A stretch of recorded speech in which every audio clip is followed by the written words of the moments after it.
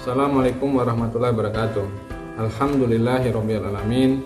Puji syukur atas karunia Allah Subhanahu wa taala. Berkah rahmat dan hidayahnya lah kita masih diberi kesempatan untuk belajar secara online pada saat sekarang ini. Salawat beriring salam kita hanturkan kepada junjungan kita Nabi besar Muhammad sallallahu alaihi wasallam. Allahumma shalli ala sayyidina Muhammad wa ala ali sayyidina Muhammad.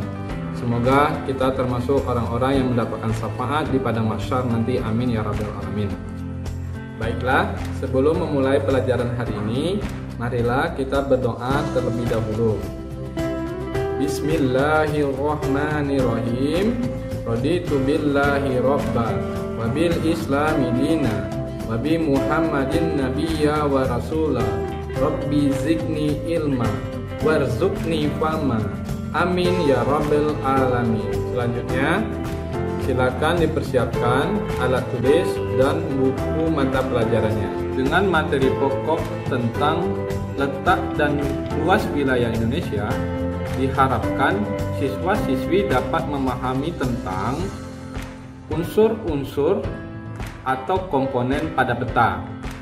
Yang kedua, letak Indonesia secara astronomis. Yang ketiga, letak Indonesia secara geografis. Untuk menelusuri suatu wilayah, pasti kita membutuhkan yang namanya peta.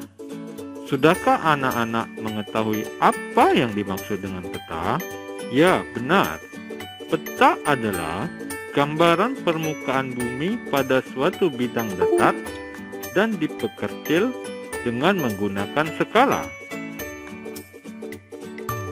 Selanjutnya, dalam penggunaan peta, supaya kita dapat memahami isi peta, kita harus terlebih dahulu mengetahui komponen-komponen yang ada dalam peta. Komponen-komponen pada peta yaitu 1. Judul peta, 2. Skala peta, 3. Orientasi peta, 4. Simbol peta, 5. Garis koordinat, 6. Insert, 7. Legenda, dan 8. Sumber peta. Yang pertama, judul peta. Judul peta memiliki manfaat untuk menunjukkan isi dari suatu peta.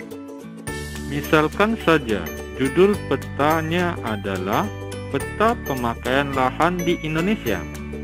Dilihat dari judul peta tersebut, maka bisa diketahui bahwa isi dari peta tersebut adalah sebaran pemakaian lahan yang ada di Indonesia, yang dapat berupa lahan pertanian, perkebunan, pemukiman, hutan, dan lain sebagainya. 2. Skala peta. Pada skala peta berfungsi untuk menunjukkan perbandingan jarak antara yang ada di dalam peta dengan jarak yang ada di lapangan, yaitu jarak yang sesungguhnya. Ketiga, orientasi utara.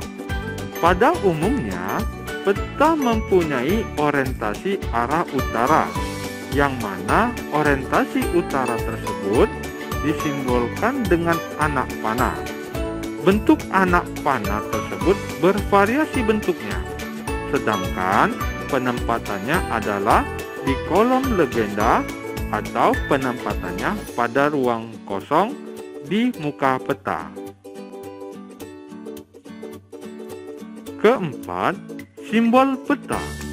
Simbol peta adalah tanda khusus pada suatu peta yang dapat mewakili objek yang dipetakan, yang mana dengan simbol tersebut bagi orang yang melihat peta akan mudah dalam memahami isi dari peta.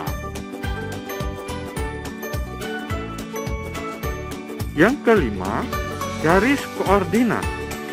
Garis koordinat merupakan garis khayal yang terdapat pada peta yang berupa koordinat peta yang terdiri atas bentuk garis lintang dan garis bujur. Manfaat dari garis koordinat dapat menunjukkan lokasi pada peta dibanding lokasi lainnya di permukaan bumi, serta menunjukkan karakteristik pada suatu tempat atau wilayah. Yang keenam adalah insert. Insert adalah peta kecil yang terdapat dalam suatu peta dalam rangka untuk menunjukkan lokasi daerah yang dipetakan di antara lokasi lainnya yang lebih luas. Ketujuh, legenda. Legenda merupakan keterangan semua objek yang ada pada muka peta. Dengan legenda, pembaca peta akan lebih memahami mengenai objek yang ada pada wilayah yang dipetakan tersebut. Yang kedelapan, sumber peta.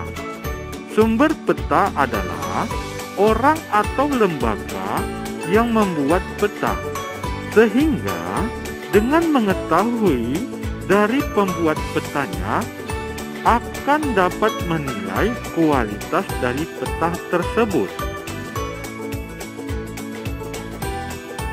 Indonesia adalah negara yang kaya akan sumber daya alam, yang luasnya lebih kurang 1.905 juta kilometer dan memiliki pulau kurang lebih 13.466 pulau. Oleh sebab itu, kita harus mengetahui terlebih dahulu posisi Indonesia di permukaan bumi ini. Posisi Indonesia di muka bumi dapat dilihat dari dua bentuk. Yang pertama, itu dapat dilihat dari tata letak astronomis. Yang kedua, dapat dilihat dari tata letak geografi. Tata letak astronomis merupakan tata letak suatu wilayah yang dilihat dari garis lintang dan garis bujur.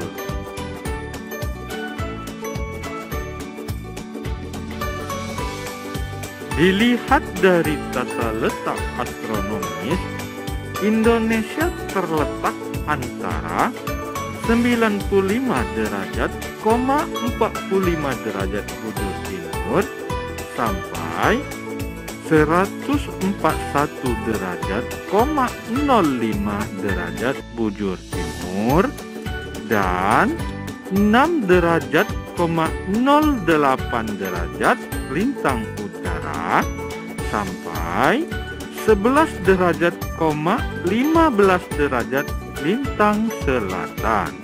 Indonesia merupakan salah satu negara yang dilalui garis khatulistiwa.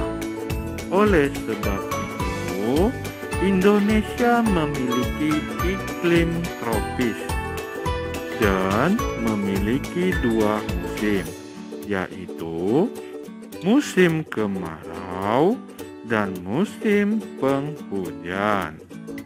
Dilihat dari tata letak astronomis ini, maka Indonesia dapat dibagi menjadi 3 waktu. Yang pertama, waktu Indonesia bagian timur. Yang kedua, waktu Indonesia bagian tengah. Dan yang ketiga, waktu Indonesia bagian barat. Selanjutnya, tata letak geografis.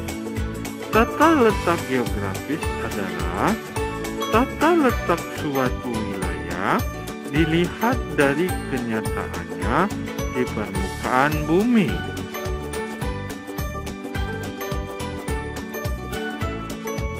Dilihat dari tata letak geografis, Indonesia terletak di antara dua benua, yaitu benua Asia dan benua Australia. Dan Indonesia terletak di antara dua samudra, yaitu Samudra Pasifik dan Samudra Hindia. Demikian pertemuan kita hari ini. Semoga dapat menambah wawasan bagi kita semua. Assalamualaikum warahmatullahi wabarakatuh.